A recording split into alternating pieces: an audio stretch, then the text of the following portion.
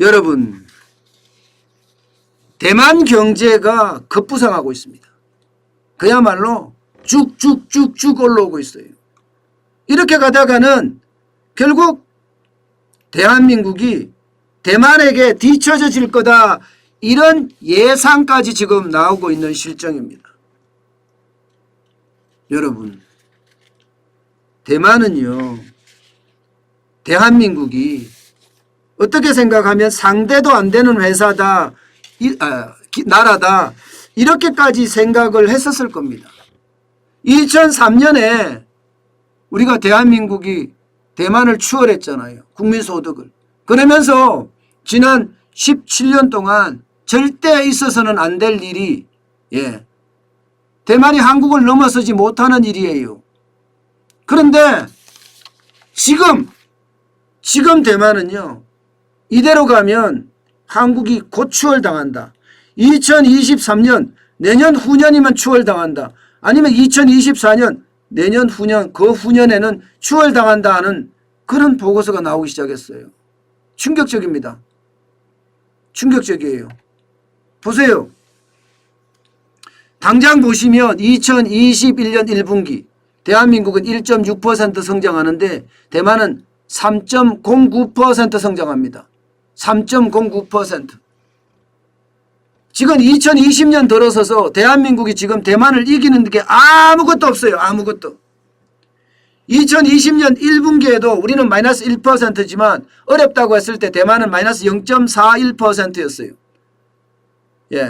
2020년 3분기에 우리는 2.1% 성장을 해서 좋아했지만 대만은 4.34% 성장을 하면서 V자 반등을 했습니다. V자 반등을. 이게 충격적이라고 보입니다. 진짜 충격적이에요. 홍남기 경제부총리가 선진국 중에 우리가 1위다. 1.6% 성장한 것을 두고 다른 데는 발표도 안 했거든요. 아직. 그걸 보면 대한민국 정부가 국민을 얼마나 속이는지 이것을 알 수가 있어요. 지금 대만은요, 대한민국의 2배 가까이 성장하고 있어요. 1분기에만. 2배 가까이. 우리 1.6% 성장할 때 대만은 3.09%. 이것을 보면 여러분, 문재인 정부가 경제를 완전히 박살냈다, 망쳤다, 이 말을 여기서 이해할 수 있습니다. 우한폐렴을 제대로 못 따라왔기 때문이죠. 우한폐렴을. 대만은 우한폐렴이 터지자마자 국경부터 봉쇄했어요. 국경부터 봉쇄하면서 들어오지 마라. 대만에 친인척이 있던, 나가지도 마라. 나가면 못 들어온다. 대한민국은요, 마구 풀었어요. 마구 풀고, 사실 여러분, 이 코로나19가 계속 이렇게 창궐하게 됐던 거는 그 당시에 그 중공 사람들 안 막아서 그렇잖아요. 신천지가 잘못했다가 독박 씌우고 했지만 사실 신천지가 잘못한 게 아니죠. 정부의 방역 실패죠. 저는 사랑의 교회가 잘못했다 이렇게 이야기하는 것, 이런 것 자체가 웃기다고 생각해요. 방역의 전체 책임은 정부입니다. 그런데 정부가 민간한테다 떠넘겨서 야, 신천지가 잘못했어, 사랑의 교회가 잘못했어, 광화문에서 광복절 집회에서 문제가 됐어. 진짜 웃긴다고 이야기합니다. 웃긴다고 이야기하고 싶습니다. 이것을 국민에게 되돌리고 나라는 평안한가요? 여러분, 모든 책임은 정부가 져야 되는 거예요. 그래야지 국민은 정부를 믿고 따릅니다. 내 탓이다 하면 그래, 네가 반성하니까 좋아. 그래, 대안은 뭐야? 그러면 대안을 내주면 정부가, 국민도 따라줘. 국민도. 그런데 내 탓이 아니야. 남 탓이야. 신천지 탓이야. 사랑의 교회 탓이야. 광화문 집회 탓이야. 이렇게 해버리니까 남 탓이 결국 알고 보니 자기들은 내로남불, 자기들은 하고 있으면서 남 탓만 한 거잖아요. 그러니 이게 결국 우리 경제에 이렇게 영향을 미치고 있다. 이렇게 얘기하시면 됩니다. 지금 문재인 정부 4년 동안 사실 경제 완전히 망쳐놓은 거예요. 완전히 망쳐놓은 거예요. 이거 보면 그냥 알 수 있잖아요. 솔직히 여러분. 그냥 알 수 있죠. 그죠? 이 지표 하나가 모든 걸 다 설명을 합니다. 국민소득이요. 야, 여러분 국민소득도 위험해요. 국민소득도. 이거 보세요 여러분. 문재인 정부 들어서서요. 2018년부터 내리 떨어졌어요. 내리. 33,563불에서 31,755불까지 내리 떨어졌습니다. 대만은요. 기울기가 엄청 가파르게 올라갔어요. 2018년에 26,424불에서 2020년 작년에 3만 불 근처까지 왔습니다. 3만 불 근처까지. 29,230불까지 왔어요. 대만은 일취월장하고 있잖아요. 일취월장. 대한민국은 꼬꾸라지고 있고. 이것을 보면 지금 신이 난 나라와 꼬꾸라지는 나라를 보고 있는 겁니다. 그래서 여러분 대한민국이 베네수엘라 된다는 거. 베네수엘라 닮아간다는 거예요. 이게.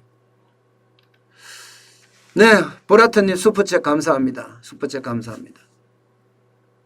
여러분 이거를 보시니까 야, 지금 대한민국 경제가 얼마나 잘못됐는 건지 아마 여러분도 잘 아실 거예요. 여러분 대만은 모든 세계적인 이슈에서 우리하고는 정반대로 했어요. 정반대로. 바이러스가 터지자마자 봉쇄했죠. 미중 전쟁이 붙자마자 미국과 중국의 전쟁이 붙자마자 미국 편에 바싹 다가섰습니다. 바싹. 우리는 어떻게 했어요? 거부했어요. 거부. 쿼드도 거부했죠. 계속 거부하고 있어요. 그러면서 대만은요. 여러분 보세요. 이게 반도체라는 거예요. 글로벌 파운드리 점유율 53.9%입니다. 삼성전자가 17.4%밖에 안 돼요. 그런데 대만은요. 이 파운드리, 비메모리 반도체, 시스템 반도체에 대해서는 일본과 미국과 삼각동맹체제를 구축을 했습니다. 이미. 삼각동맹체제를. 그러면서 반도체의 어떤 투자도 더 높이고 있습니다. 더 높이고 있어요. 미국의 투자만요. 원래 투자하던 거에 한 100억 달러 정도 투자한다고 했는데 이거요 3배로 늘렸습니다. 3배로. 360억 달러 40조 원 투자하겠대. 40조 원. 엄청나죠. 이대로 가면 꼭 이대로만 가면요. 2023년 내지는 2024년에 대만이 대한민국을 추월한다 하는 예상이 지금 나오고 있습니다. 그만큼요. 지금 대만은요. 자유진영 편에서 핵심 반도체 국가로 성장하고 있는 거예요. 게다가 비메모리 반도체도 미국의 투자가 엄청나게 일어나고 있어요.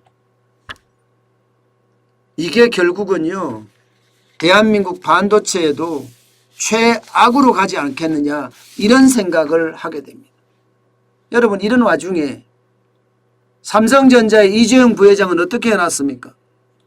감옥에다가 묶어놨어요. 도저히 솔직히 이해가 안 돼. 이해가. 권력이 달라고 했던 돈이에요. 권력이.